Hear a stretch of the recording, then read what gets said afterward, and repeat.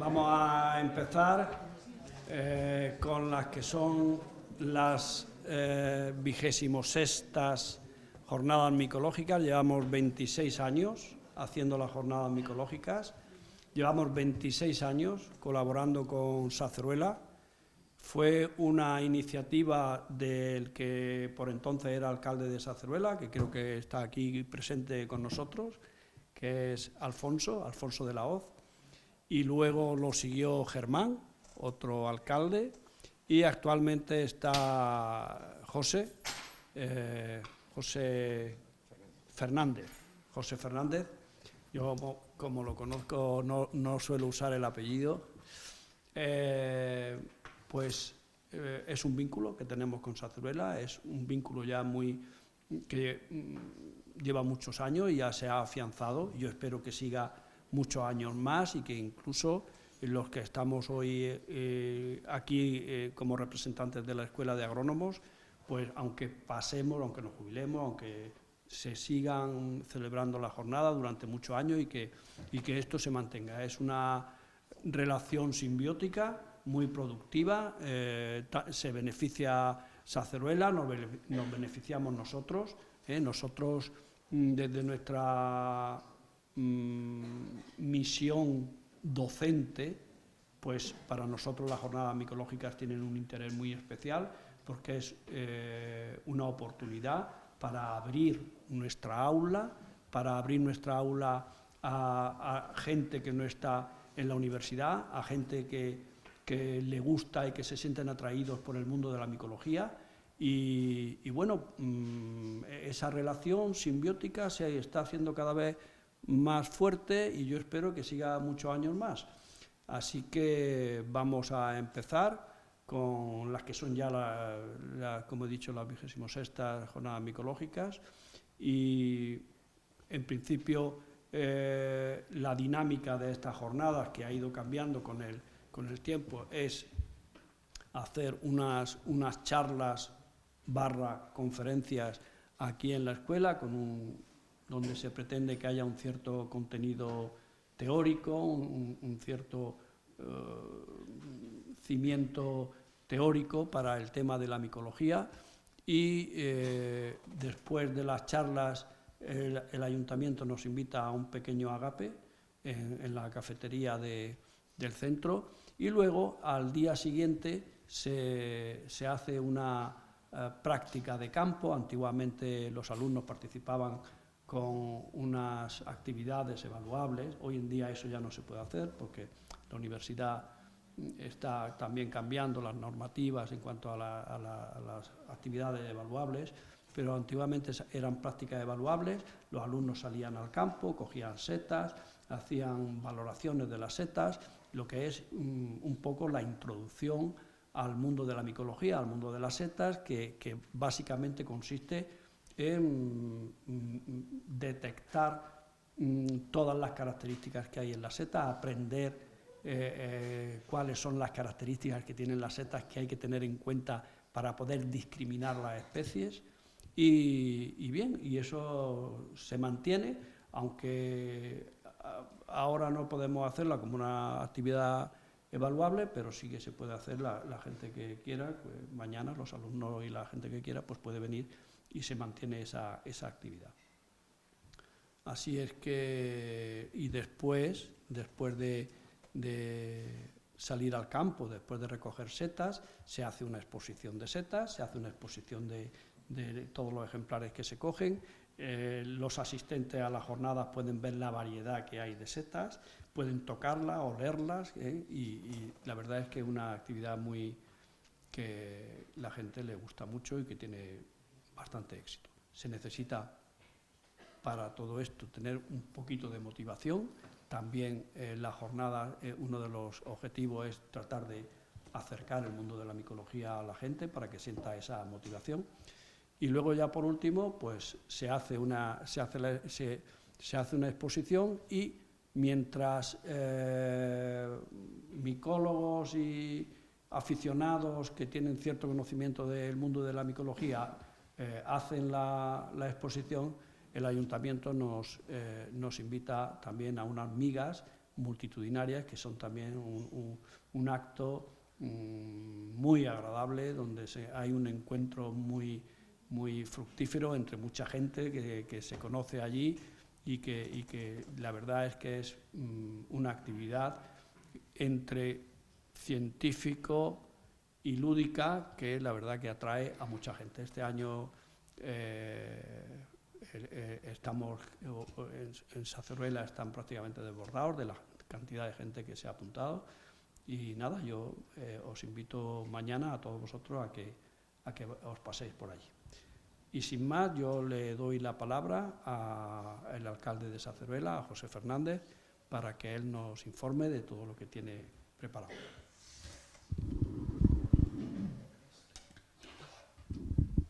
Vale, pues muchas gracias, Campos. Buenas tardes a todas y a todos por vuestra asistencia a las 26ª Jornadas Micológicas del Medio y del Medio Ambiente de Saceruela.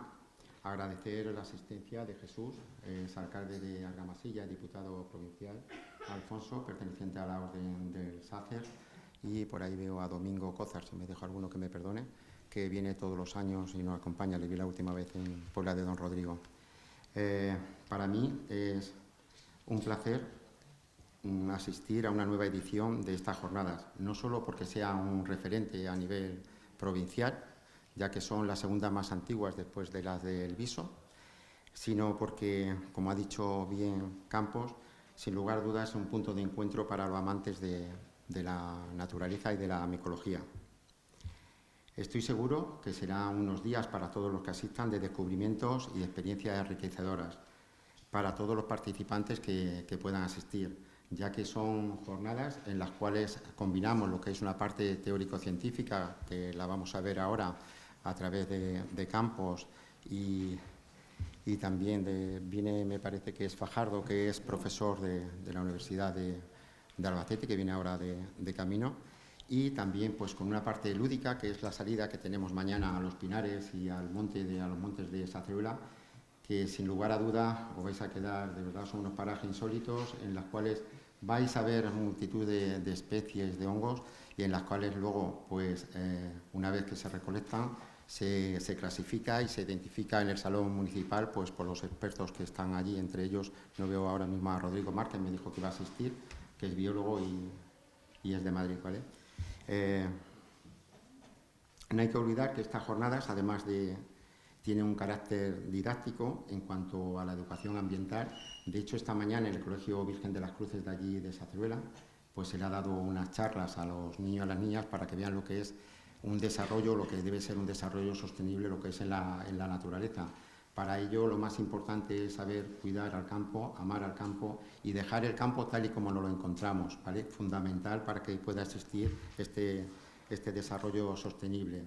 Para un ayuntamiento pequeño como es el de Saceruela, con 500 y poco habitantes, en el cual no tenemos entradas económicas, un evento de esta importancia es fundamental, ya que nos sirve para dinamizar lo que es la zona, nos atrae lo que es la gente, y con ello dinamizamos lo que es el turismo, tan importante lo que es en el mundo rural y sobre todo en los pueblos pequeños.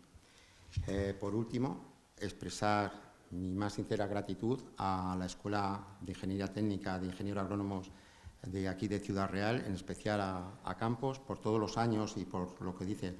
Ellos nos aportan la parte técnica, científica, y en las cuales siempre tenemos algo que aprender. A la Orden del Sácer por todo su apoyo, representado aquí en esta ocasión esta tarde por Alfonso, muchísimas gracias. A la Diputación de Ciudad Real, que sin su apoyo económico sería imposible realizarlas. Y bueno, nada más, que disfrutéis de las charlas de hoy y que disfrutéis de la salida a todos los que vayáis al campo mañana, ¿vale? Nada más. Muchas gracias. Nada, y ya empezamos damos comienzo. Si queréis tomar la palabra, decir algo. ¿Quiere decir algo? Bueno, buenas tardes. Quiero dar las gracias en primer lugar al Ayuntamiento de Saceruela y la enhorabuena por organizar estas jornadas, que creo que al final ponen el foco en un municipio como Saceruela, un municipio pequeño, y pone el foco en su pueblo y en sus montes. Es necesario tener este tipo de actividades y ese compromiso del ayuntamiento con estas jornadas para seguir poniendo el valor en el mundo de la micología, pues son una cosa que hay que poner en valor. Bueno, en nombre también del Grupo Socialista de la Diputación Provincial, también darte las gracias por la invitación a asistir a esta inauguración. A todos los que vayan mañana, yo conozco Saceruela, aunque mi pueblo me pilla un poquito retirado de Saceruela, no mucho, pero un poquito. Os digo que os va a encantar, todos los que asistéis mañana. Saceruela es un municipio precioso, con unos montes maravillosos y que está lleno de vida. Y bueno, poner en valor también nuestro patrimonio natural, que es lo que hace el Ayuntamiento de Saceruela. Es una manera de atraer población, de atraer turismo y de conocer su entorno, que es realmente maravilloso. Así que bueno, os doy la enhorabuena a todos por la organización de esta jornada y os animo a seguir haciéndolo así y tener nuevas ediciones de estas jornadas micológicas. Bueno, pues ya sin más, todas las especies de hongos que hay miles y miles de especies, pasan desapercibidos para nosotros. No tienen demasiado interés. Lo único que genera mucho interés por parte de la gente que es ajena a los estudios científicos, biólogos que están dedicados al estudio de los hongos, lo único que genera interés en un público abierto, en un público amplio, son las setas. Entonces hay una cierta trasvase de concepto entre seta y hongo. Entonces, lo que yo me propongo ahora es una tarea, creedme que una tarea titánica, y es que todos los que estáis aquí salgáis con una idea perfecta, clara, de lo que son los hongos y de lo que son las setas. Así que vamos a empezar por el principio, la especialidad. Había en Granada, que es donde yo estudié, había 3 especialidades: la especialidad de zoología, la especialidad de fundamental, que era microbiología y bioquímica, y la especialidad de botánica. Yo estudié la especialidad de botánica. Y yo estudié en cuarto de carrera una asignatura que se llamaba criptogamia, dentro de la rama de botánica. Y la criptogamia, que era el estudio de las plantas sin flores, nosotros estudiábamos los hongos. En esa asignatura estudiamos los hongos. Pero es que hay más. Es que yo tengo un libro que se me ha olvidado traerlo, porque tenía pensado traerlo, me lo he dejado en casa, que es un libro de botánica, que pone botánica, el libro se llama Botánica, que está editado en 2011, no demasiado atrás en el tiempo, y que se llama Botánica y tiene un capítulo dedicado a los hongos. Tenemos la sensación de que los hongos y las plantas tienen alguna relación, están relacionados. En la botánica siempre se han estudiado los hongos. Pues, lo primero que hay que decir, para tener una idea clara de lo que son los hongos, es que no tienen nada que ver. Los hongos no tienen nada que ver con las plantas. De estar próximos filogenéticamente a algún grupo de los 5 reinos, estarían más próximos a los animales. Y ahora vamos a ver por qué. ¿De acuerdo? Vamos a desenmarañar todo esto para que lo veamos bien. El que tiene cierta culpa de todo esto es Carl Linneo. Carl Linneo incluye en las plantas sin flores, incluye a los hongos. Y ese es, digamos, el primero que participa de ese equívoco. Vamos a ver qué son los hongos, vamos a describirlos, vamos a ver cuáles son las características que los difieren de las plantas y de los animales. Lo primero que hay que decir es que los hongos son eucariotas, son organismos con células, con núcleo. Tienen mitocondrias, tienen orgánulos como todas las células eucariotas, pero tienen un cuerpo, por así decirlo, un cuerpo entre comillas, la palabra cuerpo entre comillas, filamentoso. Son filamentos. A esos filamentos se les llama hifas. Y el conjunto de hifas se llama micelio. ¿De acuerdo? De tal manera que esto ya es una característica distintiva con respecto al resto de los organismos. Aquí tenemos una microfotografía de microscopio de barrido de una sifa de un hongo, para que veáis cómo es. Aquí tenéis la célula fúngica, que es una célula muy parecida a las células normales, tiene un núcleo, tiene un retículo endoplasmático, tiene vacuolas, aquí tiene un cuerpo un poco especial, que ese sí es un cuerpo especial, que se llama Spinsen-Körper, que es el cuerpo de Spinsen, pero es quizá lo único más especial que tiene. El resto es una célula normal. Sin embargo, los hongos tienen pared celular igual que las plantas. Tienen una membrana y por fuera de la membrana tienen una pared. Y en esa pared vamos a encontrar una sustancia que es propia. Bueno, estos son, hemos dicho que hay hongos filamentosos y hay un grupito de hongos que no son filamentosos, que son unicelulares, que son las levaduras. Aquí en este aula no podemos obviar las levaduras, porque las levaduras son los hongos que llevan a cabo la fermentación del alcohol etílico. Entonces no podemos, tenemos que hablar de ellas. Pero aquí tenéis hongos unicelulares, no filamentosos, que son las levaduras.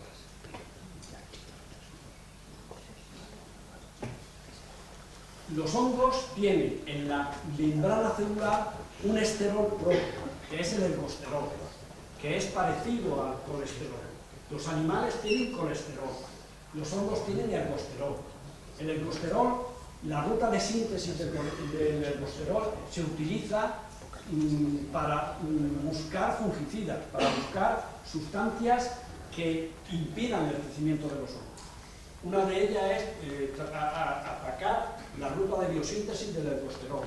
Pero la sustancia que hace que los hongos estén más próximos filogenéticamente a los animales que a las plantas es que los hongos en la pared celular tienen quitina.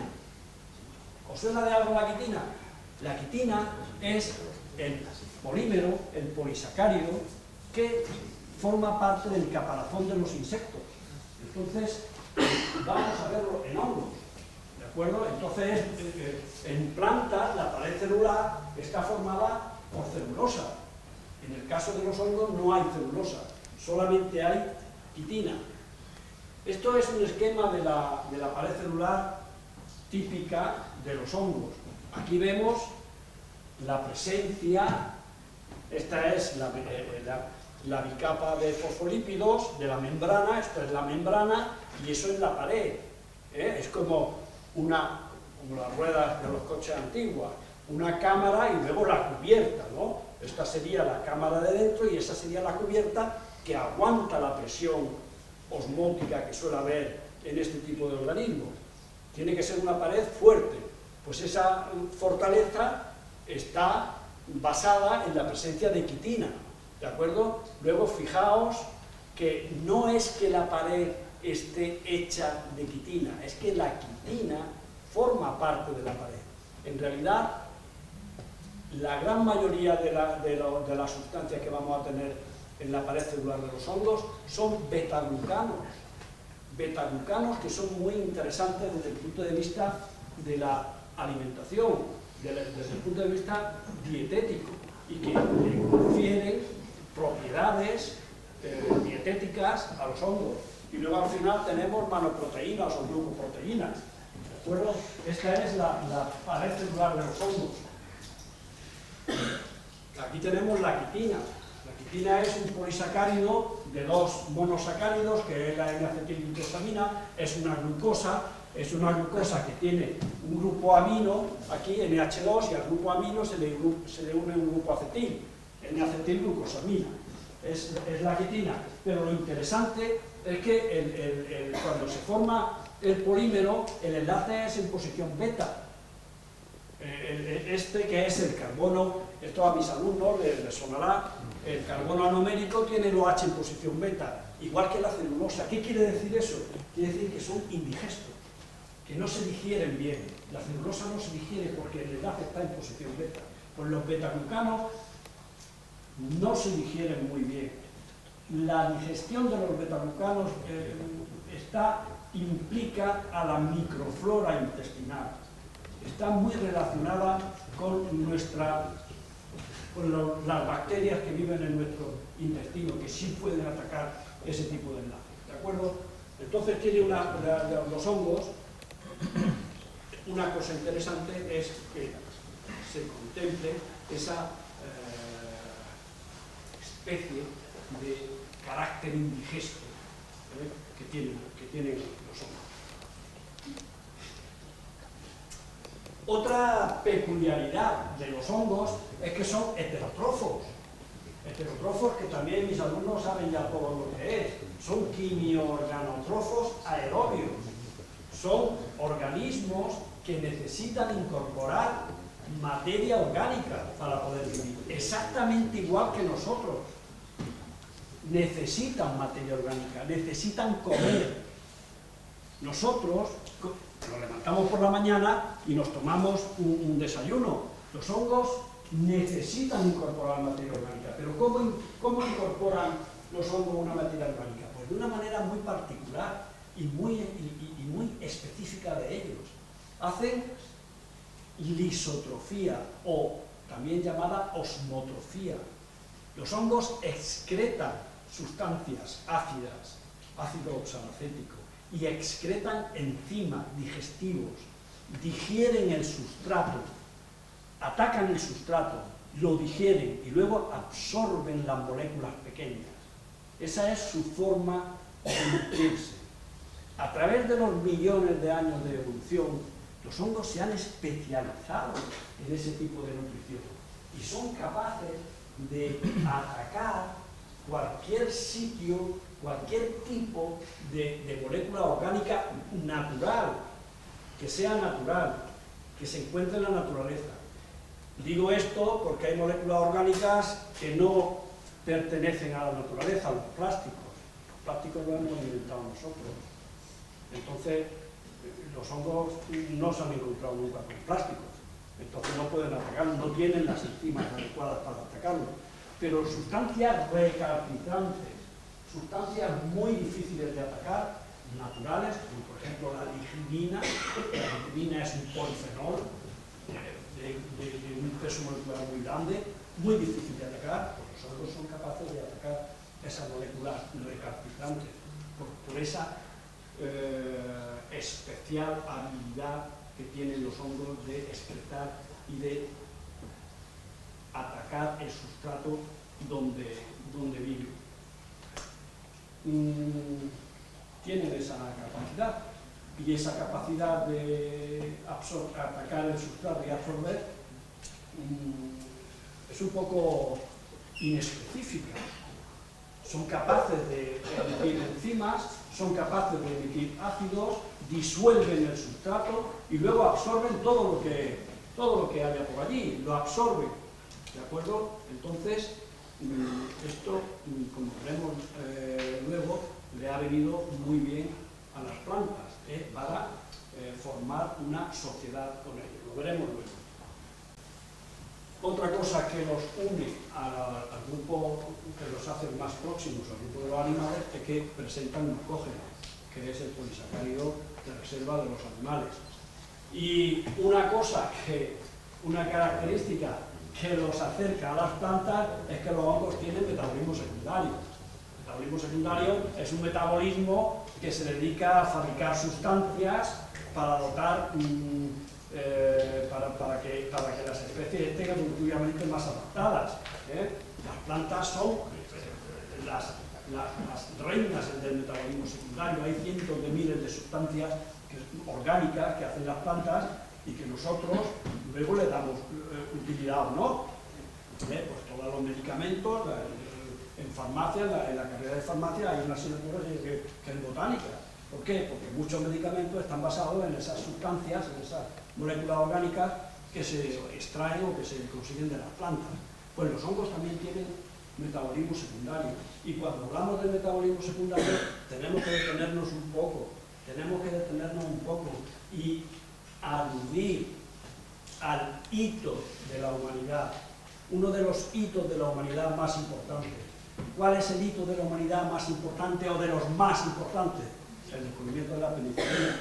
La penicilina, antes del descubrimiento de los antibióticos, la gente se moría de un flemón y podía morir de cualquier herida, se infectaba y moría de tuberculosis. Cuando llegaron el descubrimiento de la penicilina, ya se acabó todo esto, ya se pudieron combatir todas las infecciones bacterianas. Entonces, el descubrimiento de la penicilina es un hito en la historia de la humanidad. ¿Y quién producía la penicilina?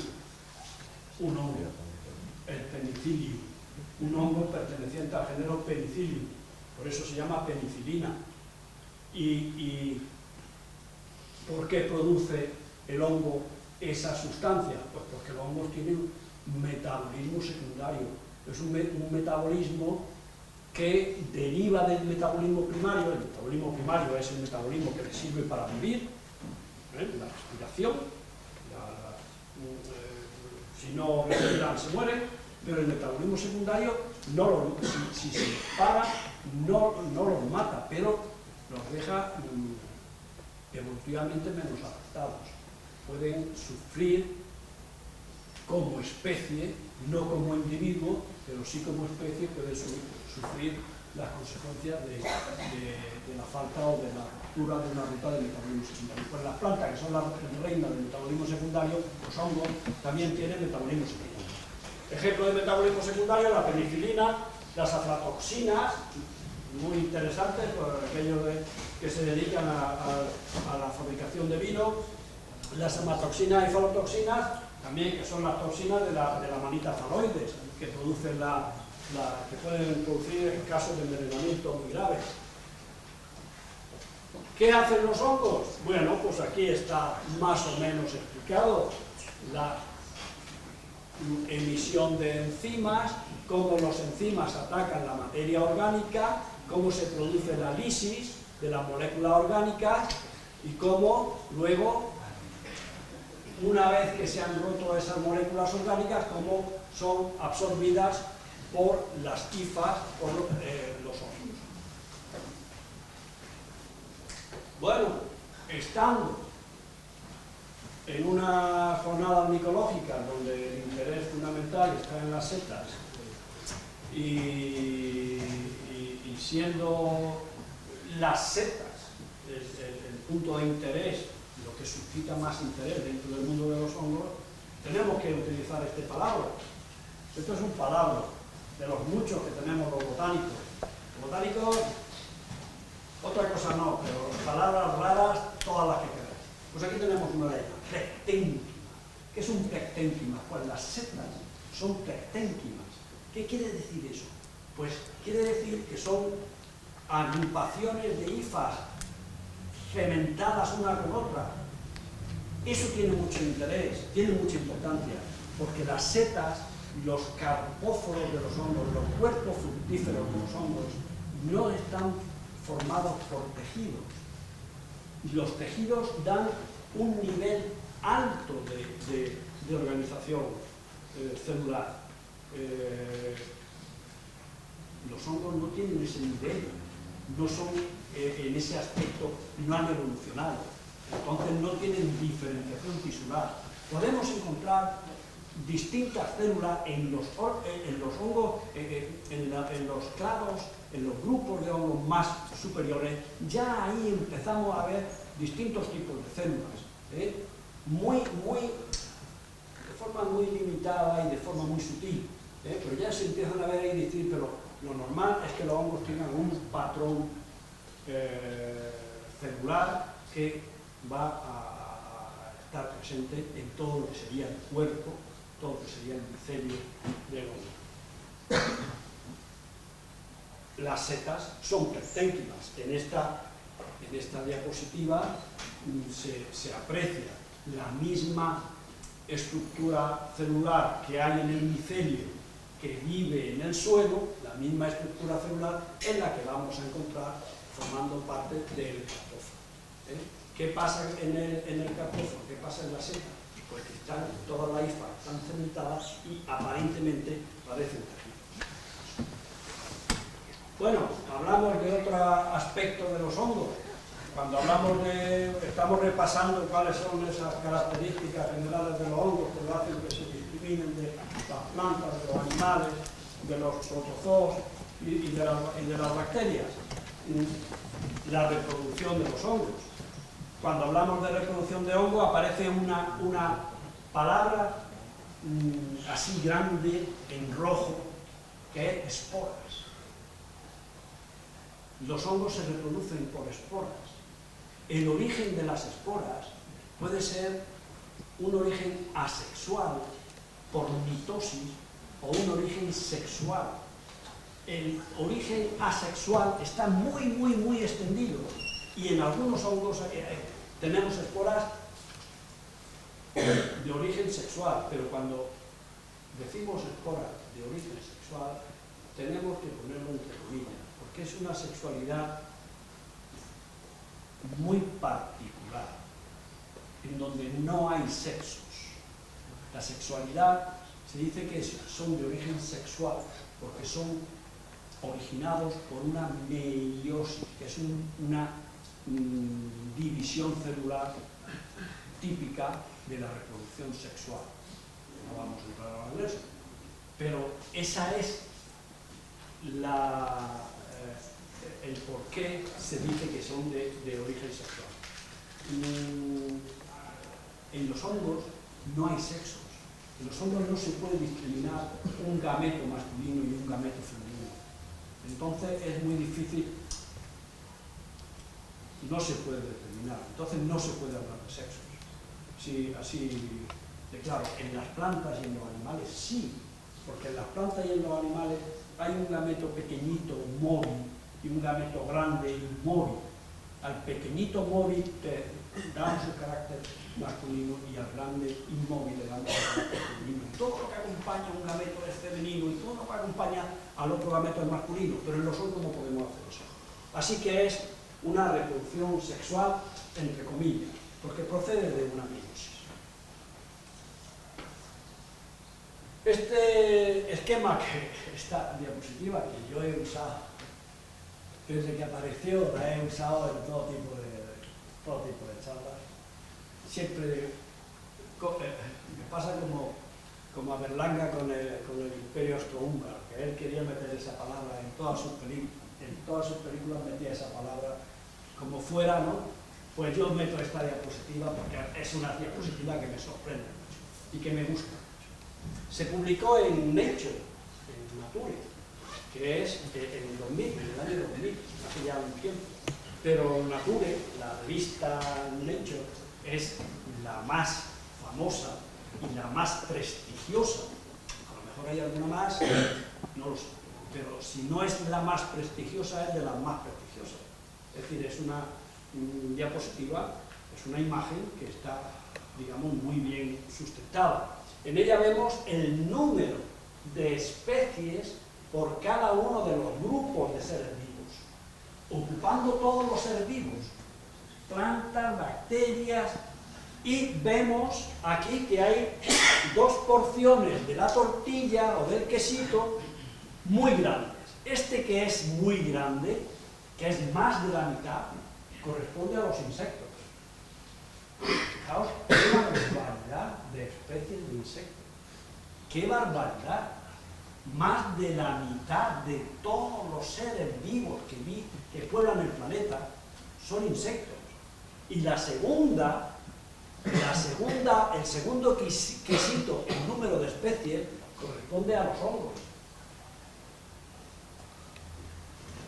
¿Qué tienen en común? ¿Qué tienen en común los hongos y los insectos? Pues lo que tienen en común los hongos y los insectos es que un grupo por una razón y otro grupo por otra razón, pero son capaces de alcanzar todos los nichos ecológicos, o casi todos, vamos a decir casi todos, son capaces de explotar todos los recursos que les ofrece el ecosistema. ¿Por qué? Pues porque son móviles. Los insectos vuelan y eso les hace poder alcanzar todos los recursos que hay en un ecosistema. Y los hongos no vuelan, pero los hongos emiten esporas y las esporas salen al aire. Y el aire, las esporas pueden estar meses en las corrientes del aire y pueden acceder, pueden caer en cualquier sitio y allí donde hay un recurso pueden explotarlo. De tal manera que el proceso de especiación está relacionado con la utilización de los recursos, la utilización de los distintos nichos ecológicos que puede haber en un ecosistema o a nivel global. Aquí tenemos las esporas de hongos que están germinando. Los hongos producen una ingente cantidad de esporas. Hay un género, Calvatia, que se dice que si todas las esporas de un solo ejemplar de Calvatia produjeran un individuo, no cabrían en toda la superficie del planeta. No cabrían de la enorme cantidad de esporas que se producen en ese. Aquí tenemos unas esporas que están germinando. Las esporas son células que se quedan rodeadas de una pared que las protege. Esa célula muy pequeñita, sale del carpóforo, del cuerpo fructífero, es cogida por los vientos, se va al aire y nosotros en cualquier sitio en donde estemos sabemos que el aire está cargado de esporas. Lo único que necesitan esas esporas es caer en el sitio adecuado para germinar y producir el micelio y apropiarse o hacer uso de los recursos. Aquí tenemos unas esporas, en este caso de los champiñones, para que veáis el tipo de células, lo que son las esporas y cómo las esporas son las responsables de esa gran cantidad de especies que hay. Esta diapositiva también es típica.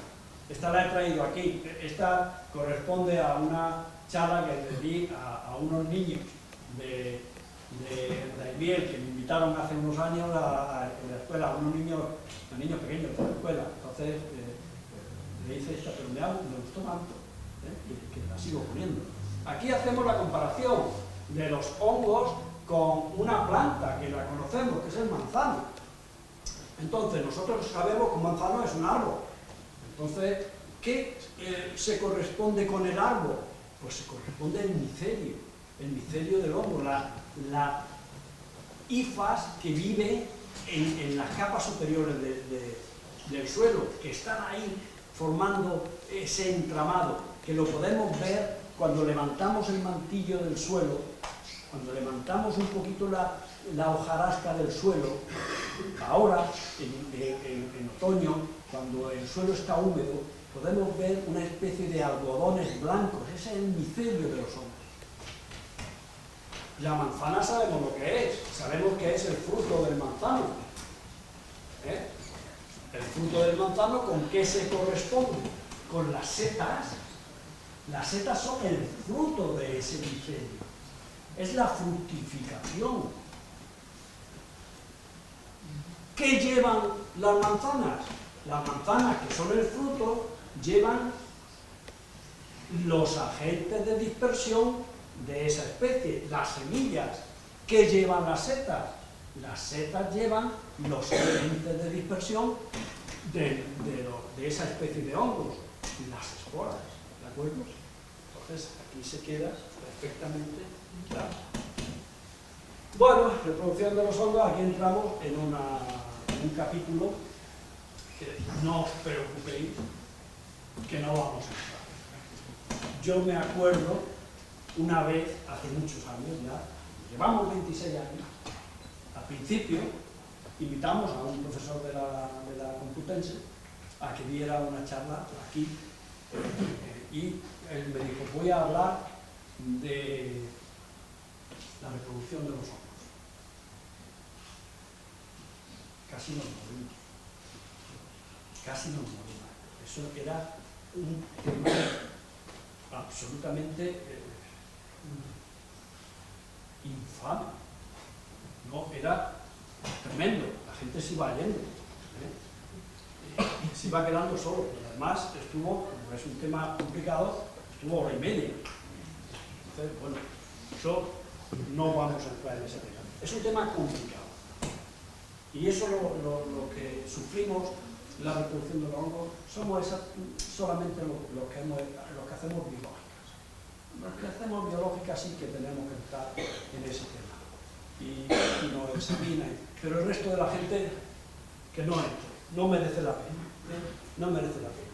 Hay sí algunas cosas que sí conviene tener en cuenta. Y no tenemos más remedio que entrar en ellas, aunque son bastante áridas y son difíciles de que nos puedan motivar. Yo lo que quiero en esta charla es motivar, no desalentarlos. Yo quiero motivar, es decir, que a partir de esta charla sintáis un vínculo afectivo con los hongos. Y por supuesto que no quiero tocar esos temas que sean áridos y que sean difíciles de tragar, ¿no? Entonces, esa es mi intención, pero a veces que no hay más remedio que entrar. Entonces tenemos que hablar de una cosilla complicadilla, que son las hifas dicarióticas. Las hifas dicarióticas. Ya os digo, no os preocupéis, que no voy a martirizar con eso. Tengo que hablar con ellas, tengo que hablar de ellas, porque las setas que a nosotros nos interesan, las setas que nosotros, yo he dicho que es lo que provoca la atención del público en general hacia los hongos. Las setas pertenecen a un grupo que hace una cosa que es hifas dicarióticas. Hay dos grupos, los ascomycetes y los basidiomycetes, y a los dos grupos se le da un carácter de clavo y se llama dicaria. Dicaria, dicariontes, células con dos núcleos. Un núcleo aquí y otro núcleo aquí. Una célula con dos núcleos. ¿Y eso para qué? Pues yo no lo sé. ¿Por qué no se unen los núcleos y forman uno solo y se van leyendo para formar las proteínas como se hace normalmente? No, pues no. Los hongos van a su rollo, a su modo, y tienen dos núcleos. Y vamos a ver lo que ocurre. En este caso tenemos el ciclo de un hongo muy conocido para nosotros, que es el género Aspergillus, que es un moho que se encuentra sobre todo en el suelo. Hay muchas especies de Aspergillus. Yo me acuerdo que empecé hace unos años a intentar meterme en la sistemática del género Aspergillus, y cuando vi las especies que había, digo, hasta aquí hemos llegado. Esto no trae cuenta. Es un género de un moho del suelo, pertenece al grupo de ascomycetes, y bueno, aquí tenéis representada en azul la fase sexual y en naranja la fase asexual. En la fase asexual vemos que hay ahí una especie de escobillón con unas células que se llaman conidias, que forman ahí esa estructura, y de la fase sexual vemos que hay una especie de cleistopecio, que es donde se reúnen las células y forman ahí la meiosis. No tenemos géneros, no tenemos gametos. Esta manera es muy particular de reproducirse. El género Aspergillus se llama Aspergillus, estos son conidias, son esporas de origen asexual por mitosis, y muy próximo al género Aspergillus tenemos el género Penicillium, de la penicilina.